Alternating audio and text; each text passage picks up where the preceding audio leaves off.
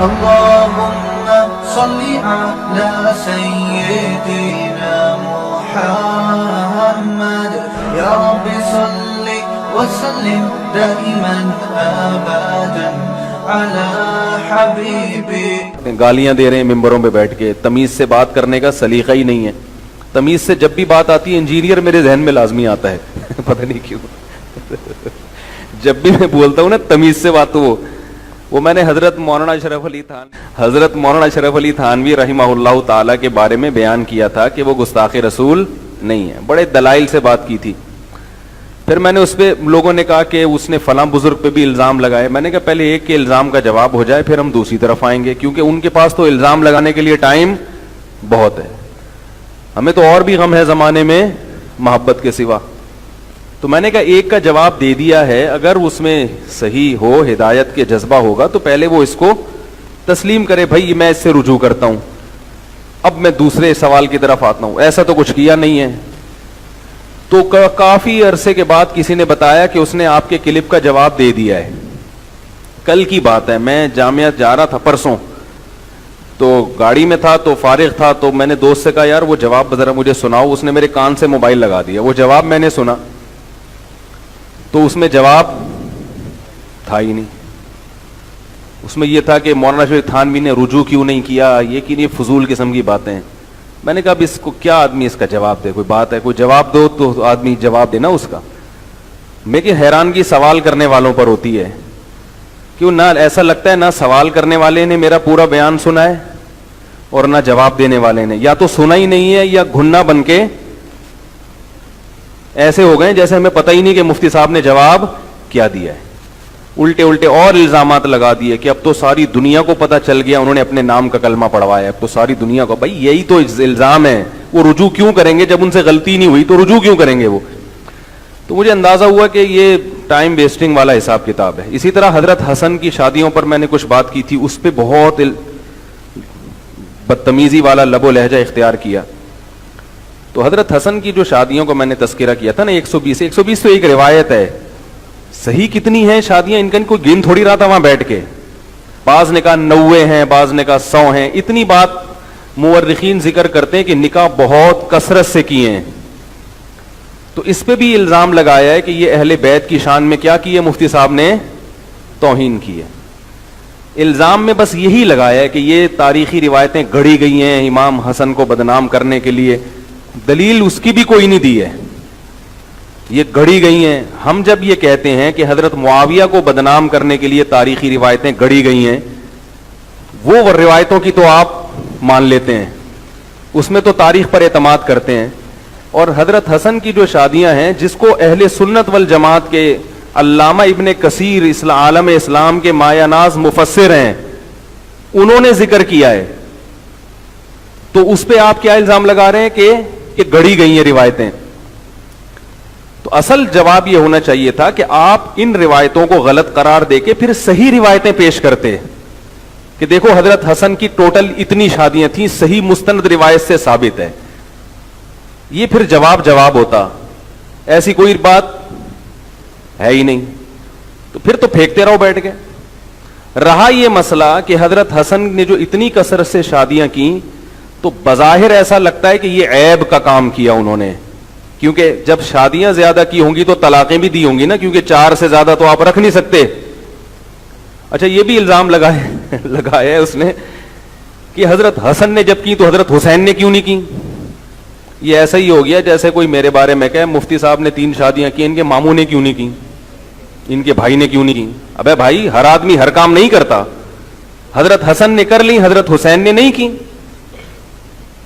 اور ہمیں پتا ہے کہ حضرت حسین کو بھی لوگوں نے اپنی بیٹیاں پیش کی ہوں گی نکاح کے لیے, ان کا نظریہ نہیں تھا, جیسے حضرت علی نے نہیں کی اور جمہور صحابہ نے نہیں کی. وہ اتنی کثرت سے نکاح نہیں 4 سے زیادہ نہیں کرتے تھے اور بلا وجہ طلاق نہیں دیتے تھے. حضرت حسن نے کیوں کی, اس کی ریزن میں اس بیان میں بیان کر چکا ہوں. تو اصل جو بنیاد ہے وہ یہ ہے کہ ان کی اتنی کثرت سے نکاح کو اہل بیت کی گستاخی سمجھا گیا ہے. یہ بنا ہی غلط ہے. اصل میں ہم اپنے معاشرے کے لحاظ سے صحابہ کرام کو پرکھتے ہیں.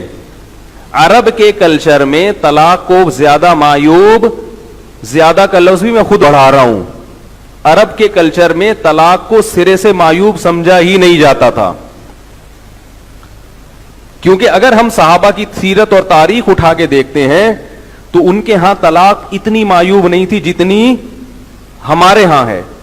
سوال پیدا ہوگا کہ رسول اللہ صلی اللہ علیہ وسلم نے تو ارشاد فرمایا حلال چیزوں میں سب سے زیادہ ناپسندیدہ کیا ہے؟ طلاق ہے. تو اسی حدیث میں آپ کی بات کا جواب موجود ہے. ناپسندیدہ ہونے کے باوجود ہے کیا؟ حلال ہے. ناپسندیدہ کیوں ہے؟ اس لیے کہ اس پہ جو نتائج مرتب ہوتے ہیں وہ نتائج برے مرتب ہوتے ہیں. اس سے خود پتا چل رہا ہے کہ اگر طلاق کا نتیجہ برا نہیں نکل رہا تو پھر طلاق معیوب نہیں ہے. اس لیے اللہ نے حلال رکھا ہے اس کو. کیونکہ ہم صحابہ کی تاریخ اٹھا، حضرت مغیرہ ابن شعبہ رضی اللہ تعالیٰ عنہ نے بہت کثرت سے نکاح کیے. وہ خود کہتے ہیں کہ میں نے 70 سے زیادہ شادیاں کی ہیں. حضرت مغیرہ ابن شعبہ رضی اللہ تعالیٰ عنہ کیونکہ بہت زیادہ مالدار تھے، نکاح کرتے تھے، طلاق دے کے ٹھیک ٹھاک پیسے دیتے تھے عورت کو، پھر دوسری شادی کرتے تھے. اب ہمارے معاشرے میں طلاق کو اس لیے معیوب سمجھا جاتا ہے کہ لڑکی کا بیڑا غرق ہو جاتا ہے. اسی وجہ سے ہم بھی لوگوں کو طلاق سے منع کرتے ہیں کہ بھائی نبی صلی اللہ علیہ وسلم نے فرمایا جو اپنے لیے پسند کرتے ہو وہی دوسرے کے لیے. جیسے آپ یہ چاہتے ہیں کہ آپ کی بہن بیٹی کو معمولی بات پہ طلاق نہ ہو تو کسی کی بہن بیٹی کو بھی معمولی بات پہ طلاق مت دو، کیونکہ عورت کا بیڑا غرق ہو رہا ہے ہمارے معاشرے میں. حضرت حسن نے جن عورتوں کو طلاق دی ان کا بیڑا غرق نہیں ہوا. عرب میں طلاق یافتہ عورت کے لیے طلاق کا دھبا کوئی دھبا نہیں سمجھا جاتا تھا. آپ سیرت اٹھا کے دیکھیں صحابہ کی، ایک عورت کو طلاق ہوئی فوراً 10 رشتے آ گئے اس کے لیے شادی کے لیے. عدت گزرنے سے پہلے رشتے آتے تھے. قرآن نے پابندی لگائی ہے صحابہ پر کہ کسی عورت کی عدت سے پہلے نکاح کا پیغام بولو بھائی مت بھیجا کرو. یہ پابندی قرآن کیوں لگا رہا ہے؟ اس لیے کہ یہ ہوتا تھا. پھر قرآن کہہ رہے علیم اللہ انکم ستذکرونہن، اللہ کو معلوم ہے کہ تم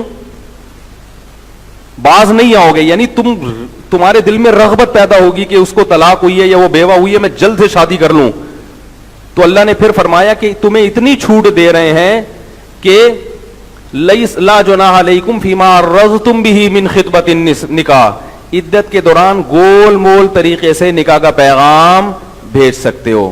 یعنی اشارتاً کنایتاً بات کر سکتے ہو کہ میرا شادی کرنے کا موڈ ہے، کہیں اور ہاں کرنے سے پہلے مجھ سے ضرور ایک دفعہ پوچھ. گول مول طریقے سے بات کر سکتے ہو. یہ کیوں قرآن نے کہا؟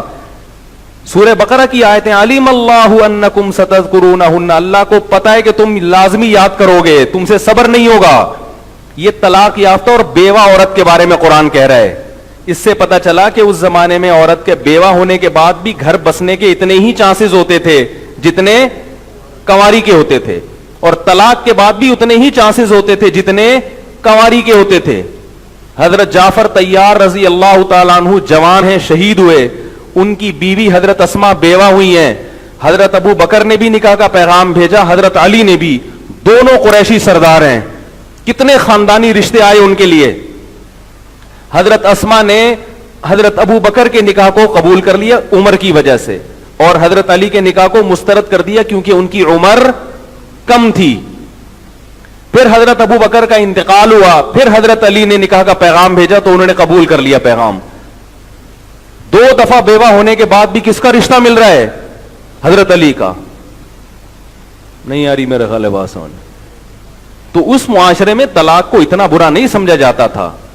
تو حضرت حسن نے اگر کثرت سے نکاح کی اور کثرت سے طلاقیں دی تو سوال یہ پیدا ہوتا ہے کہ وہ عورتیں نکاح کیوں کر رہی ہیں؟ ان کو پتا ہے کہ طلاق ہو جائے گی پھر بھی نکاح کر رہی ہیں. اس لیے کہ وہ اپنا رشتہ کس سے جوڑنا چاہ رہی ہیں؟ نبی صلی اللہ علیہ وسلم سے.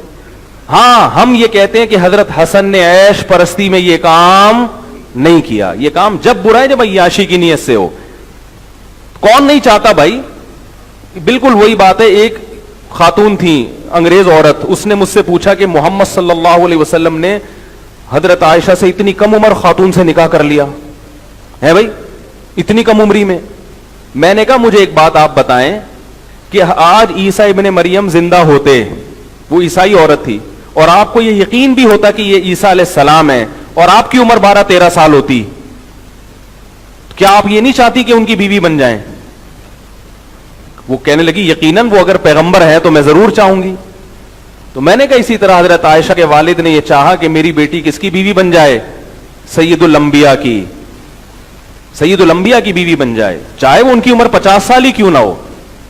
تو نکاح میں ایک ہی چیز نہیں دیکھی جاتی کہ عمر ہے یا اخلاق ہیں, بہت سارے مفاد ہوتے ہیں نکاح سے وابستہ ہوتے ہیں. اب رہا یہ مسئلہ کہ حضرت علی نے کیوں نہیں کی, تو حضرت علی رضی اللہ تعالیٰ عنہ کا قول ہے الطلاق قبیح, میں طلاق کو کیا سمجھتا ہوں؟ برا. تو طلاق بری ہے, لیکن اگر کوئی مصلحت ہو تو بری نہیں ہے. تو اس میں اختلاف رائے ہو سکتا ہے, ذوق کا اختلاف ہو سکتا ہے کہ وہ کہہ رہے ہیں میں علی اطلاق اس کو پسند نہیں کرتا, جبکہ حضرت حسن سمجھنے کہ نہیں یہ نیت ہو تو کر سکتے ہیں. اور یہ تواتر کے ساتھ اسلامی تاریخ میں کثرت نکاح, جن لوگوں کے پاس زیادہ مال ہے, عرب آج بھی کرتے ہیں, جن کے پاس دولت بہت ہے وہ عورت سے شادی کر کے پھر اس کو پیسے دے کے طلاق دیتے ہیں تاکہ اس کو نقصان نہ ہو, وہاں عورت راضی ہوتی ہے. کسی عرب عالم نے آج تک اس عمل کے حرام ہونے کا فتویٰ نہیں دیا. حرام ہونے اس وقت جب عورت کو دھوکہ دیا جائے. بعض دفعہ یہ ہوتا ہے کہ عرب لوگ بیرون ملک جاتے ہیں, عورت سے نکاح کرتے ہیں, وہ سمجھتے ہیں کہ ہمیشہ کے لیے, اور پھر واپسی پہ اس کو طلاق دے کے بھاگ جاتے ہیں. وہ بیچاری حسرت سے دیکھ رہی ہوتی ہے. وہ برا عمل ہے, کیونکہ یہاں طلاق کا نتیجہ برا نکل رہا ہے, نتائج غلط نکل رہے ہیں. تو وہاں ہم یہ کہتے ہیں کہ بھائی اگر اس کو ایسے طلاق دینی ہے تو اتنا پیسہ دو کہ اس کے نقصان کی تلافی ہو جائے. یا اس کو صراحتاً تو نہیں کہہ سکتے کہ میں تم سے شادی کر رہا ہوں طلاق کی نیت سے, یہ تو متع جیسی صورت بن جائے گی. لیکن اس کو بتاؤ کہ میں امریکہ میں رہنا چاہتا ہوں, میں شادی تو کر رہا ہوں لیکن بھائی میں کوئی بھروسہ نہیں ہے, میں واپس جاؤں گا تو میں نہیں رکھ سکوں گا تمہیں, میرے پاس وہاں سعودیہ لے جانے کے لیے پیسے نہیں ہیں. تو یوں تو نہ کہہ کہ میں طلاق دے دوں گا, لیکن اس کو دوسرا رخ بھی دکھا دے کہ بھائی واپسی پہ میرا کوئی بھروسہ نہیں ہے, لے جا بھی سکتا ہوں. ایسے گول مول بات کرے تاکہ بعد میں جب اس کو طلاق دے تو پھر اس کی تلافی بھی کرے اور اس کے ذہن میں تھوڑا سا تصور ہو. یہ زنا سے بچنے کے لیے جو فورن کنٹری میں لوگ جاتے ہیں, عرب لوگ خاص طور پہ یہ کام کرتے ہیں. تو اس میں کچھ ڈیٹیل ہے, آپ یہ نہ شروع کر دیں ایک دم, کیونکہ ابھی میں اس ٹاپک کو پہ مزید لے کے چلوں گا تو بات لمبی ہو جائے گی اور وہ اصل موضوع رہ جائے گا. تو یہ وہ لوگ جن کو زنا میں پڑنے کا بہت زیادہ خطرہ ہے, وہاں ان سے کہا جاتا ہے زنا سے بہتر ہے کسی خاتون سے نکاح کر لو, اور جاتے ہوئے اس کو پیسے ویسے دو, اس کو راضی کر کے طلاق دے دو تاکہ اس کو نقصان نہ ہو. اول تو یہ ہے کہ نہ دو طلاق, لے کے جاؤ اپنے ساتھ اس کو. لیکن اگر ممکن ہی نہیں ہے تو پھر اس میں یہ آپشن دیا جاتا ہے اس کو کہ بھائی اس کو جو ہے کیا نام ہے کچھ پیسے ویسے دے کے اس کے نقصان کی تلافی کر کے اس کو راضی کر لو اس بات پہ. تو میں یہ عرض کر رہا تھا کہ طلاق اسلام میں معیوب ہے ان نتائج کی وجہ سے جو نتائج طلاق پہ نکلتے ہیں. اگر وہ نتائج نہ نکلیں تو پھر معیوب نہیں ہے. تو جو انجینئر صاحب ہیں نا, انہوں نے ہمارے کلچر کے لحاظ سے حضرت حسن کی شادیوں پہ اعتراض کیا ہے. اس بیچارے کو صحابہ کا اور اسلام کا کلچر معلوم نہیں ہے. عبداللہ بن عمر رضی اللہ تعالیٰ عنہ لیٹ ہو گئے تھے جمعے کی نماز میں. حضرت عمر نے ان کو حکم دیا اپنی بیوی کو طلاق دے دو, بیوی کی وجہ سے لیٹ ہوئے تھے. ہمارے معاشرے میں یہ ممکن ہے بھائی؟ ایک آدمی بیگم سے محبت کی وجہ سے لیٹ آیا, امام صاحب اسے کہہ سکتے ہیں یار اس بیوی کو چھوڑ دو؟ بول سکتے ہیں؟ نہیں بولیں گے, اور بولنا بھی نہیں چاہیے. بولیں گے بھائی میں نے بیوی سے عشق اور محبت میں لیٹ ہو گیا جمعے میں, اس بیچاری کا کیا قصور ہے؟ حضرت عمر نے یہ پہلو دیکھا کہ بھائی اس کی تو تلافی ہو جائے گی, چھوڑ دیں گے اس کو 10 رشتے مل جائیں گے. میرا جو بیٹا ہے یہ بیوی کی وجہ سے نماز میں کیا کر رہا ہے؟ تاخیر. آج ہم یقیناً مشورہ نہیں دیں گے چھوڑ دو, ہمیں پتا ہے اس کو چھوڑ دیا تو بیچاری کہاں جائے گی. تو عرب میں بیوی کو چھوڑنے پر وہ نقصان نہیں ہوتا تھا جو آج ہمارے معاشرے میں ہو رہا ہے. تو انجینئر نے آج کے لحاظ سے وہ میرے بیان پہ اعتراض کر کے پورا کلپ بنا دیا, اور لب و لہجہ بھی وہی جو ان کو ورثے سے ملا ہے باپ دادا سے. تو نبی صلی اللہ علیہ وسلم کو دیکھیں, حضرت سودا کی جب عمر زیادہ ہوئی ہے, صحیح حدیث ہے, آپ صلی اللہ علیہ وسلم نے حضرت سودا کو ایک طلاق دے دی. کوئی وجہ نہیں تھی, ان میں کوئی عیب نہیں تھا, طلاق دے دی آپ نے. اب غیر مسلم اس پہ بہت اعتراض کرتے ہیں, یار ایک عورت بوڑھی ہو گئی طلاق دے دی. حضرت سودا نے کیا فرمایا, یا رسول اللہ آپ میری باری نہ دیں مجھے, واللہ ما بی امیر فی الرجال من حاجہ کما قالت, کہ مجھے مردوں میں کوئی حاجت نہیں ہے, میں بوڑھی ہو گئی ہوں, مجھے طلاق نہ دیں. میں اپنی باری معاف کر دیتی ہوں, مجھے اپنے نکاح میں باقی رکھیں, چونکہ میں چاہتی ہوں کہ قیامت کے دن آپ کے بیوی بن کے ہی میرا حشر ہو. آپ صلی اللہ علیہ وسلم نے رجوع کر لیا. اب اگر ہمارے کلچر کے لحاظ سے آپ دیکھیں گے اس کو, تو یار یہ کیا بات ہوئی, بیوی بوڑھی ہو گئی تو طلاق دے دو. اور آج ہم یقیناً منع کریں گے کہ بیوی بوڑھی ہو جائے آپ اسے طلاق نہ دیں. لیکن عرب میں یہ معیوب نہیں تھا, کیونکہ اس پہ جو نتائج نکل رہے تھے وہ برے نتائج نہیں تھے. حضرت سودا کو نقصان نہیں تھا اس میں, کیونکہ بوڑھی عورتوں کو اس کی طلب نہیں ہوتی کہ شوہر میرے ساتھ سوئے, طلب ہوتی نہیں ہے کہ شوہر میرے ساتھ رات گزارے. آپ نے گھر میں دیکھا ہوگا نا, دادا دادی نانا نانی کو, نانی ادھر سو رہی ہے اور دادا نانا دوسرے کمرے میں سو رہے ہیں. بڑھاپے میں یہ چیزیں کیا ہو جاتی ہیں, ختم, رغبت ہی نہیں رہتی. تو اب بھائی تم نے ادھر ویسے ہی سونا ہے, ٹھیک ہے نا, تم نے ادھر سونا ہے, میں نے ادھر سونا ہے, تو کیا کرنا ہے. اور پردہ بھی, پردے کے حکام بھی ختم ہو جاتے ہیں. وہ ایک صاحب نے ابھی کچھ دن پہلے کیس آیا میرے پاس, وہ 75 سال کے تھے, انہوں نے طلاق دے دی ان کو 65 سال یا 70 سال کی خاتون کو. اب وہ خاتون پریشان ہے, طلاق ہوئی کہ نہیں ہوئی, بار بار پوچھ رہی, اس طریقے سے دی ہے, کہیں فتویٰ مل رہا ہے کہ ہو گئی, کہیں سے فتویٰ مل رہا ہے نہیں. میرا بھی خون پیا ہوا, انہوں نے بار بار مفتی صاحب بتایا. میں نے کہا بھائی طلاق مجھے نہیں یاد کہ ہو گئی تھی کہ نہیں ہوئی تھی, جو بھی میں نے جواب دیا کہ نہیں مجھے اللہ کا ڈر ہے. میں نے کہا محترمہ اگر ہو گئی تو بھی کرنا کیا ہے, نہیں ہوئی تو بھی کرنا کیا ہے. 70 سال کی آپ ہو گئی, 80 سال کا آپ کا میاں, گھر میں رہتے رہو, ہو گئی نہیں ہوئی تو بھی گھر میں ہی رہو, ٹھیک ہے نا. 80 فقہاء نے لکھا ہے میاں بیوی بڈھے ہو جائیں نا, طلاق ہو بھی جائے تو بھی ایک گھر میں, کیونکہ طلاق نہیں بھی ہوتی تو بھی اس نے ادھر ہی کمرے میں سونا ہے, آپ نے ادھر سونا ہے. اس بڑھاپے میں تو اکٹھے سوتے ہوئے اچھے بھی نہیں لگتے, لوگ مذاق اڑائیں گے, بچے مذاق اڑائیں گے, کیا ہو گیا ہمارے نانا کو. تو میں نے کہا آپ نے ادھر سونا ہے, اس نے ادھر سونا ہے, ہو بھی گئی تو بھی اسی طرح رہنا ہے, نہیں ہوئی تو بھی اسی طرح رہنا ہے. کہہ رہی وہ نان نفقے کے مسائل. میں نے کہا وہ بابا کو مجھے فون ملا ہے, میں اس کو کہتا ہوں یار خرچہ پانی دے دیا کرو یار, ساری زندگی تمہاری بیوی بن کے رہی ہے, طلاق دے بھی دی تو خرچہ دیتے رہو بچوں کی خاطر. میں نے کہا زیادہ سے زیادہ آپ نے کیا کرنا ہے کہ بھائی اسکارف لے لینا ہے, تاکہ بالوں کا پردہ ہے عورت کا, شوہر کے سامنے بیٹھ بھی سکتی ہیں, چہرے کا ایسے موقع پہ پردہ, بوڑھی عورت پہ ویسے ہی چہرے کا پردہ نہیں ہے. میں نے کہا اب کیوں اتنی فکر کر رہی ہیں. تو حضرت سودا رضی اللہ تعالیٰ عنہ بوڑھی ہو گئی, نبی صلی اللہ علیہ وسلم جوان تھے, تو آپ صلی اللہ علیہ وسلم نے ارادہ کیا کہ بھائی اپنی باری معاف کر دو. تو حضرت سودا نے کیا فرمایا کہ یا رسول اللہ طلاق نہ دیں, میں ویسی باری دے دیتی ہوں, مجھے مردوں میں حاجت نہیں ہے, بس میں چاہتی ہوں ایک رشتہ قائم ہو اور رہے. تو آپ صلی اللہ علیہ وسلم کا ظرف تھا, آپ نے فرمایا ٹھیک ہے. تو اس کو تبھی آپ دیکھیں غیر مسلموں نے اس زمانے میں جو مشرکین مکہ تھے, اعتراض کا کوئی موقع ہاتھ سے جانے نہیں دیا. نبی کو مجنون بھی کہا, دیوانہ بھی کہا. حضرت زینب کی طلاق, حضرت زینب سے آپ نے نکاح کیا, اس پہ اعتراضات کیے کہ منہ بولے بیٹے کی بیوی سے نکاح کیا, مگر اس موقع پر کسی عرب نے بھی آپ صلی اللہ علیہ وسلم پر اعتراض نہیں کیا. نہ حضرت عائشہ سے نکاح پر اعتراض کیا, اتنی کم عمری میں شادی کیوں کی, نہ اس پر اعتراض کیا کہ اتنی شادیاں کیوں کی ہیں, نہ اس پر اعتراض کیا کہ حضرت سودا کو طلاق کیوں دی اور پھر رجوع کیوں کیا. کسی چیز پہ اعتراض نہیں, کیونکہ وہ ہمارا کلچر الگ ہے, ان کا کلچر الگ تھا.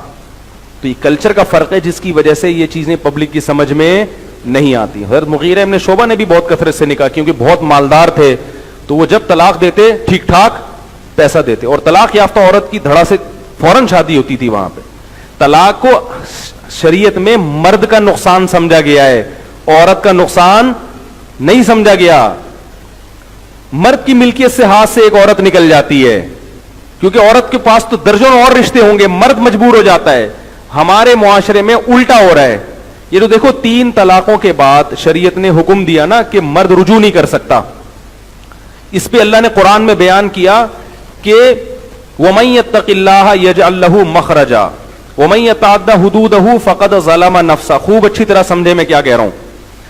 اللہ نے فرمایا کہ طلاق شریعت کے مطابق دو, یعنی اکٹھی مت دو. اور اللہ نے فرمایا جو اللہ کی حدود کو توڑے گا, یعنی اکٹھی طلاق دے گا, اس نے اپنی جان پہ ظلم کیا. اور یہ بھی اللہ نے فرمایا جو شریعت کے مطابق طلاق دے گا, اللہ اس کے لیے مصیبت سے نکلنے کا راستہ رکھتا ہے. تو یہ سب خطاب کس سے ہو رہے ہیں؟ مرد سے. پتہ چلا 3 طلاق دے کے نقصان کس کا ہو رہا ہے؟ مرد کا. قرآن کہہ رہا ہے اپنے اوپر ظلم کر رہے ہو. ہمارے کلچر کے لحاظ سے یہ والی آیت فٹ ہوتی نہیں ہے, کیونکہ نقصان عورت کا زیادہ ہو رہا ہے اور مرد کا کم ہو رہا ہے. مرد کو درجنوں رشتے مل جائیں گے, عورت کا کیا ہو جائے گا, بیڑا غرق ہو جائے گا. کیونکہ وہاں تعدد زوجات کا رواج تھا, 2 2 3 3 4 4 شادیوں کا رواج تھا. عورتیں کم تھیں شادی کے لیے, مرد زیادہ تھے, تو مردوں کو نہیں ملتی تھیں عورتیں. تو اب ایک آدمی کے نکاح میں بیوی ہے, اس نے دھڑ سے 3 طلاقیں دے دی, تو اس کو تو مل جائے گا کیونکہ نکاح کرنے والے مرد بہت ہیں. اس کو رشتے کے لیے عورت نہیں ملے گی, تو نقصان کس کا ہو رہا ہے, مرد کا. یہ جو حلالہ ہے نا, حلالہ ایگریمنٹ کے ساتھ, حلالہ تو حرام ہے بغیر ایگریمنٹ کے, جو حلالہ ہے یہ بھی مرد کو نقصان پہنچانے کے لیے ہے کہ اب تم بہلا پھسلا کے بھی اس سے شادی نہیں کر سکتے, اب یہ کسی اور کی بیوی بنے گی, تمہاری نہیں بنے گی, کہ تم نے کھٹی دی کیوں. تو خلاف شرع طریقے سے طلاق دینا تو بہت بڑا جرم ہے, لیکن شریعت کے مطابق طلاق دینا, اگر نتائج برے نکل رہے ہیں تو برا ہے, نتائج برے نہیں نکل رہے تو پھر برا نہیں ہے. سمجھ میں آ رہی ہے بات. اور ہمارے معاشرے میں چونکہ نتائج برے ہی نکلتے ہیں 99%, اس لیے ہم بہرحال منع کرتے ہیں کہ حتی الامکان اس عمل سے بچا جائے. عورت کا بیڑا غرق ہو جاتا ہے, اور مرد کا بھی ہوتا ہے, کیونکہ طلاق اتنا بڑا دھبا سمجھا گیا ہے, اس مرد کو کوئی دوبارہ رشتہ نہیں دیتا.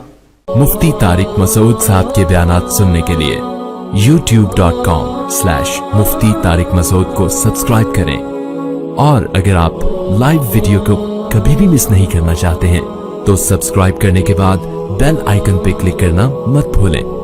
جزاک اللہ.